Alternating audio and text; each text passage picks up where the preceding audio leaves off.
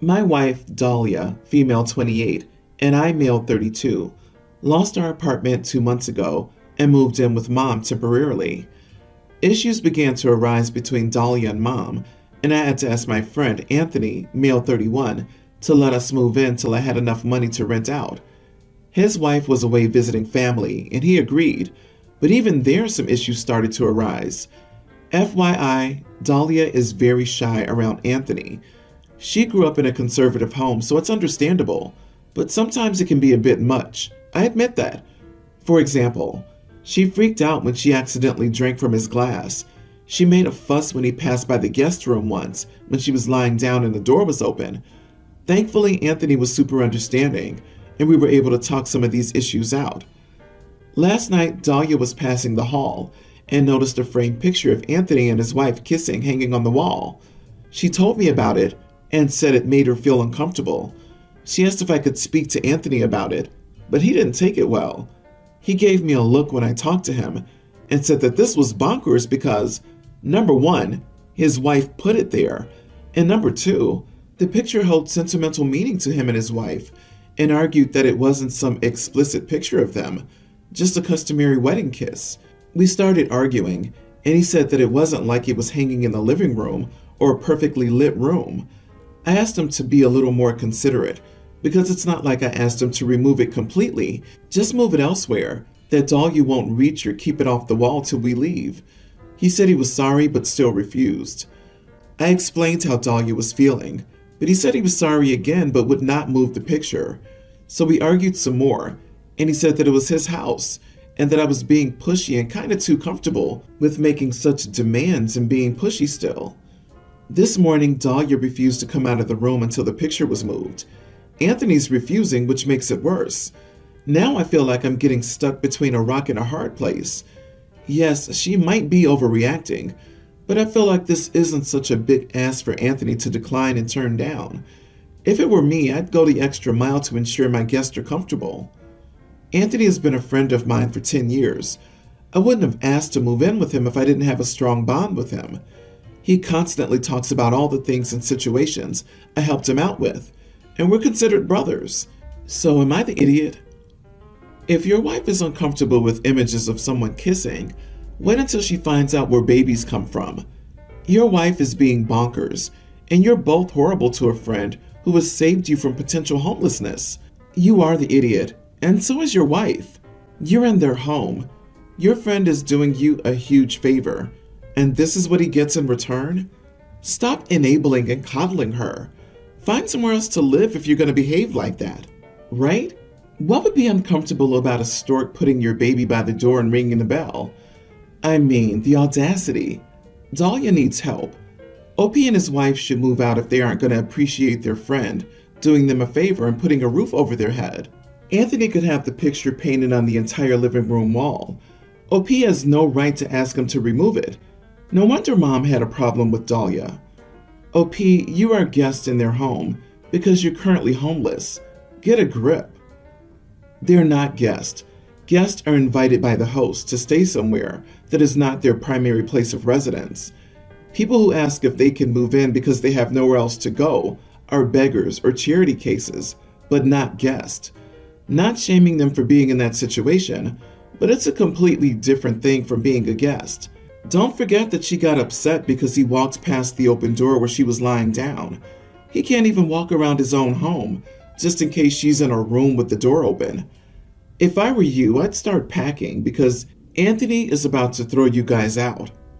Let me guess, the issues you had staying with your mother had everything to do with your wife being ridiculous. This isn't about being from a conservative home. So what is going on here? Your wife seems to be systematically driving wedges between you and important people in your life. That's worth examining. If Dahlia has issues with everyone in her sphere, I promise she's the issue. This is a roller coaster. I've been with my husband for 6 years, married too. 3 years ago, I got pregnant and lost it. The pregnancy wasn't planned, I was on birth control, but it was still devastating because I've always wanted to be a mother. He said he always wanted one child as well. Now fast forward to a year ago. I'd been trying for a baby and going off my new birth control. He said he didn't think he was ready and wanted a test run first, and suggested getting a dog instead for the time being, so we would have some idea of what we were getting into. I never wanted pets, any pets, but he pushed the issue consistently and kept saying we needed to be sure we could handle it, and this was the closest thing. So he ended up getting his dog. I never bonded with her. Every time I tried to do much of anything, playing with her or bringing her outdoors, etc., he would jump in and do it instead. And it didn't take long for the dog to want absolutely nothing to do with me on any level. I've talked to him multiple times, but he doesn't see the big deal in it. He says that most dogs are one-man dogs anyway, which is normal. But the dog seriously wants nothing to do with me at all, and I've tried endlessly to involve myself, and nothing works.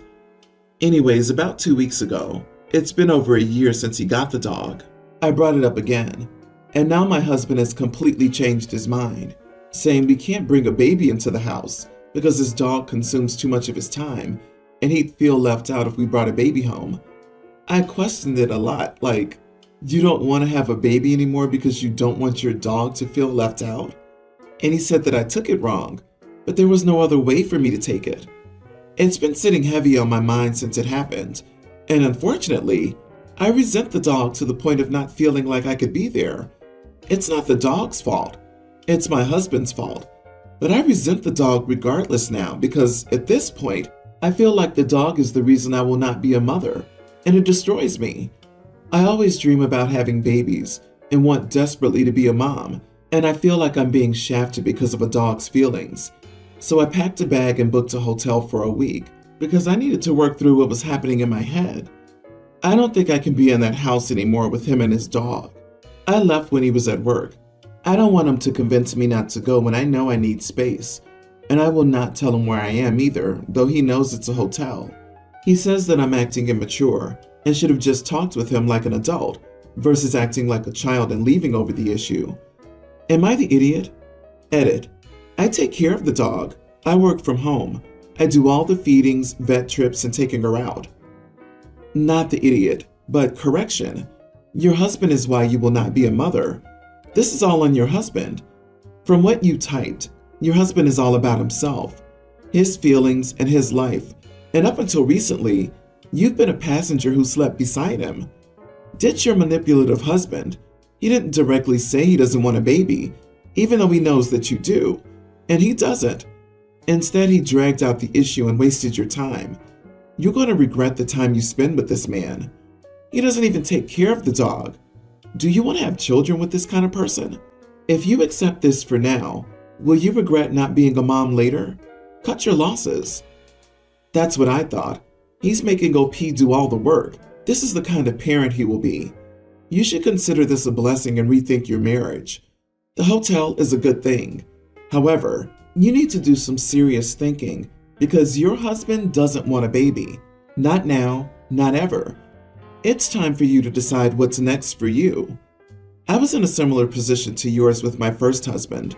After 6 years of marriage, he decided he didn't want to have kids with me. The marriage wasn't good anyway, but this was my deal breaker. I divorced him. I've now been married for nearly 40 years to a loving husband and have 2 grown daughters and 4 grandchildren. I truly hope your dreams come true.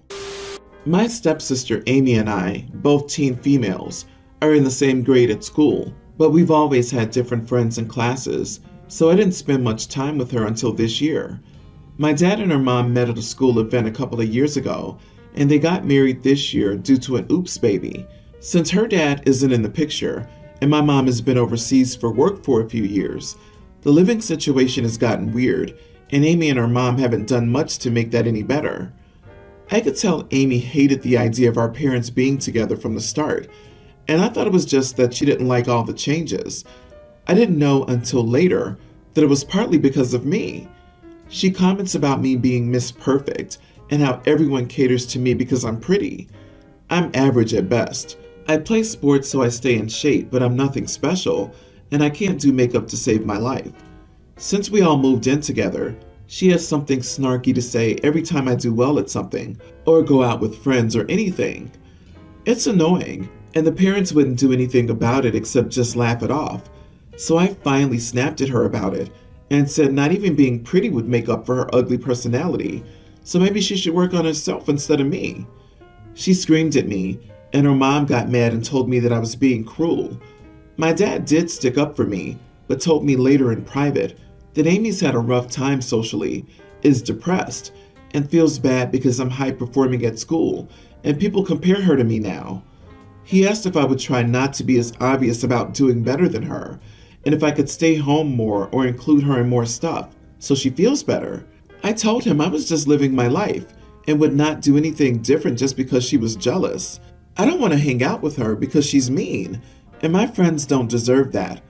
So the best I'm going to do is ignore her from now on, since she gets to throw shots. It sucks too much to take one back now and then. It's causing stress, and my stepmother says I'm a stuck-up brat. My dad has been trying to keep me home more, but I told him keeping me out of my clubs is going to look awesome for college scholarships, so he's frustrated. My mom says to just ignore them and do my thing, but everyone else thinks I'm an idiot. Not the idiot. Why is it that parental discipline only came into the picture when you snapped and clapped back at your stepsister instead of correcting her for bullying you? Your stepmother's a jerk, and your stepsister is likely just a product of her mother's parenting skills. Your dad trying to keep you home more and thus minimize your success is entirely out of line. She seems to be putting herself in the position of being a victim living in your shadow. This has nothing to do with you. She needs to join clubs and do things that interest her instead of picking at you. Remember, your mom is right. Just put sepsis and her mom on an information diet and suggest she gets therapy. You're too old to play happy families anyway. Disagree with mom. Just ignore never works with bullies. They see it as enabling. OP needs to stand up for herself and her whole support system from friends and teachers, because her parents obviously would enable the stepbrat. OP, allowing her to bully you because she's depressed and jealous is not the answer. Never lower yourself just to make someone else feel better. I'm a 29 female in a relationship with a 31 male. We've been dating for almost 4 years, and this trip has been in the making for 2 years. I've been completely on board to go up until recently. The trip is to celebrate the birthday of my boyfriend's young niece. However, I'm backing out because the niece's mom will be 7 months pregnant at the time of this trip. I think her pregnancy will impede the fun that everyone has on the trip. I also worry about her health with all the walking. I've never been to Disney, and I want my first time to be amazing.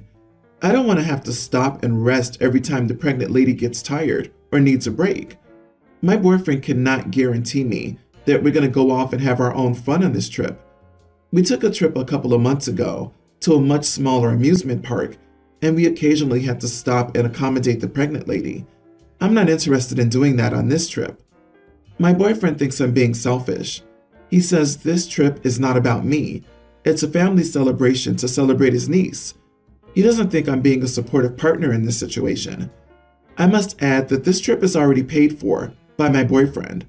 I told him I would try to get my Disney tickets refunded and we could use the flight credits another time. He's still upset that I'm backing out. He's upset that I decided without talking to him first. He said that there was no compromise. He said that I'm turning down a fully paid for Disney trip because the trip may not go my way. Am I being selfish? Am I the idiot because I don't want my first time at Disney to be a potential flop? Yes, you are the idiot. You're a 29-year-old adult backing out of a paid-for family trip to celebrate a kid's birthday because it may not be amazing for your first visit. You could have chosen to put a positive spin on it. For example, you could have asked the birthday girl if you could partner with her since you've never been to Disney and embrace your inner kid while also taking some pressure off her pregnant mom, but that would require thinking of someone other than yourself. You aren't obligated to go anywhere you don't want to, but with that said, you agreed to go and things were paid for, and now you're backing out for the most selfish reasons possible. Spoiler alert, Disney isn't magical. There are screaming children everywhere, and gasp, pregnant women roaming wild. I was thinking the same thing. If you go on a Disney trip thinking everything will be perfect, you're in for a surprise. I'll say this, one good thing about her boyfriend is that she's showing him exactly how she would be when it's time for a wedding. Major future bridezilla vibes. My ex recently lost his home due to not paying rent for 5 months and getting legally evicted.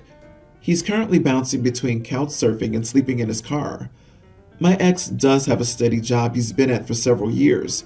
He's just insanely bad with money, and it's not unusual for him to be overdrawn 2 or 3 days after getting paid because he can't prioritize his bills over his wants and impulse buys. We have a twin son who lives with me and my husband around 80% or more of the time. Kiddo is in therapy, which I pay for out of pocket, along with all of his extracurriculars and everything else he needs or wants. Currently, I'm not receiving any child support, but we are supposed to go to court about it later this month. My ex is asking me to consent so he doesn't have to pay child support, but that keeps all the financial burden on my husband and me and alleviates my ex from taking any real responsibility for our son. Ex is the type to see kiddo when it's convenient for him, but never do more than the absolute minimum effort required. I feel our son deserves to be supported by his bio dad too, and we should let the state decide the amount of child support that's fair based on the facts and incomes. However, my ex is upset and saying there's no way he can afford both child support and to be able to get a new place to live, and I'm being unfair to him when I don't actually need his money, and we, husband and I, can easily cover kiddo's expenses. Am I the idiot for wanting to pursue child support no matter what? Not the idiot. Your ex-husband is homeless because he can't manage his money. He has a steady job, and you're right in allowing the courts to investigate and decide if he needs to pay child support and how much. The state will take the child support out of your ex's paycheck before he gets a chance to squander it. This isn't uncommon. Don't give it a second thought. Keep raising your little guy right and move on. If you sign off on him not paying support now, he'll never pay support, ever. So he's clearly comfortable with his living situation, and he'll just do it until the end to avoid using his money for anything other than his impulses. He's an adult and paying bills and child support, and rent is a very crucial part of being an adult. You're not obligated to bail him out because of his lack of control. He can sign away his parental rights if he doesn't want to pay child support.